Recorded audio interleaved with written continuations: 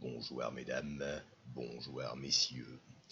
Alors, c'est l'oncle Gurga pour une petite suite là, avec des infos complètement débiles et foireuses. Alors, on va commencer ça. Hein.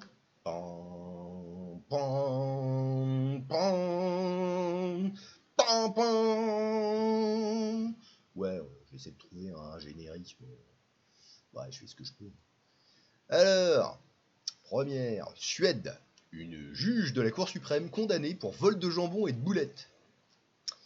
Au couchant de sa brillante carrière au service du droit, une juge de la Cour suprême suédoise a été condamnée pour vol à l'étalage d'un jambon de Noël et de boulettes de viande, a indiqué jeudi le parquet. Prise la main dans le sac dans un magasin du stank de Stockholm, peu après les fêtes de fin d'année, la magistrate de 67 ans a été condamnée à une amende de 50 000 couronnes, environ 4 800 euros, a expliqué à l'AFP Per Nichols, le procureur chargé, machin. Voilà, bon, c'est rigolo. Je pense qu'elles n'avaient pas été dans le besoin, donc c'est de la kleptomanie. Allez, on rigole. La suite. En Italie, le petit village de Seborga veut devenir une principauté indépendante depuis 1960. Devenir une nation indépendante, c'est le rêve de la principauté de Seborga, un petit village de 300 habitants au nord de l'Italie. Ah bah putain, principauté de 300 habitants, ça peut être rigolo. Hein. C'est quoi? C'est l'équivalent de la population du Groenland, ça. Voilà. Le territoire dispose déjà de son propre drapeau, un hymne national et sa monnaie, rapporte CNN, relayé par Capital. Malgré tout ça, sans compter les passeports et les timbres officiels, Seborga n'a pas la reconnaissance juridique de son indépendance qu'elle réclame depuis 1960. Tu m'étonnes. La principauté est dirigée par la princesse Nina de Seborga, mais c'est un maire italien qui est officiellement à la tête de la commune. Bon, ouais, ok, c'est rigolo. Ensuite, Inde, un léopard surgit dans une usine Mercedes. La production a arrêté pendant 6 heures. Ouais, ça craint quand même. Hein, parce que bon, toi, t'es tranquille, en train de bosser, là. Et puis t'as un gros chaton qui arrive comme ça, là. Bon, ça peut être marrant. Mais ça doit être surtout sacrément flippant. Alors, la suite. Heineken dévoile sa nouvelle bière virtuelle. Heineken a annoncé ce lundi la sortie d'un tout nouveau produit pour le moins surprenant, la Heineken Silver. Il s'agit d'une bière uniquement disponible dans le métaverse, donc une boisson virtuelle. La présentation de ce nouveau produit a été effectuée par le directeur mondial d'Heineken lors d'une conférence de presse dans l'espace virtuel de Decentraland, avec le lancement de la nouvelle Heineken Silver, disponible exclusivement ici dans Decentraland. Ça sert à quoi de boire une bière dans un truc virtuel? Non mais sans déconner, c'est complètement con quoi. Enfin bon. Alors c'est quoi la suite? La Heineken Silver en est plus qu'une bière. Oui, c'est la combinaison d'une grande quantité de pixels. Tu m'étonnes. Alors les pixels, on va y revenir parce qu'il y a des trucs marrants à propos des pixels. Un soupçon de code informatique et beaucoup de nuits de programmation.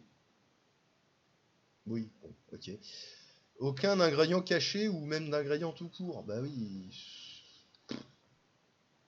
Après Nike, Adidas ou encore Carrefour et Casino, Heineken a fait le choix de s'immiscer dans ce monde virtuel dont le fondateur de Facebook, Mark Zuckerberg, ne cesse de vanter les mérites.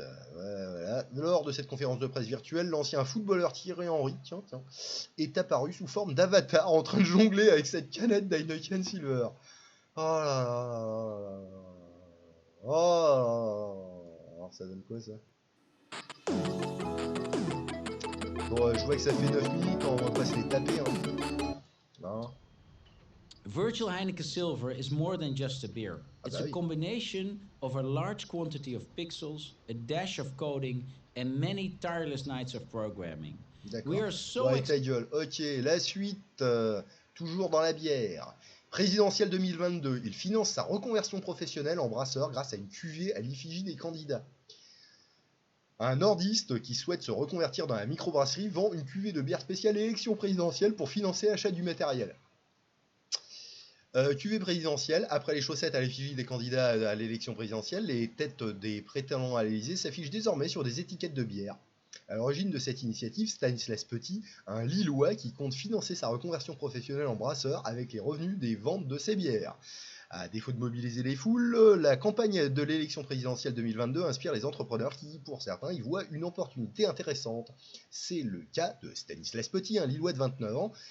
J'ai décidé de quitter mon métier dans le commerce pour faire une reconversion et devenir brasseur. À mon avis, ton côté commerce, il est resté quand même là parce que c'est pas mal. Après mon apprentissage, je compte ouvrir ma microbrasserie, mais j'ai besoin de fonds pour acheter le matériel. Donc il a fait un truc, comment ça s'appelle, voilà, sur Ulule.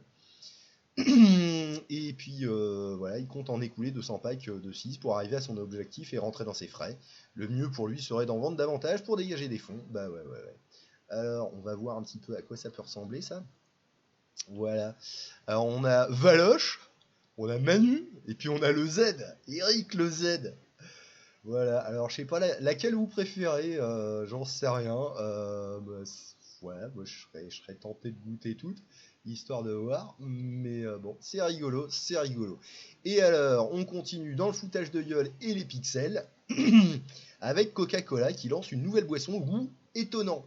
Et oui, parce qu'il lance un Coca au goût de pixels.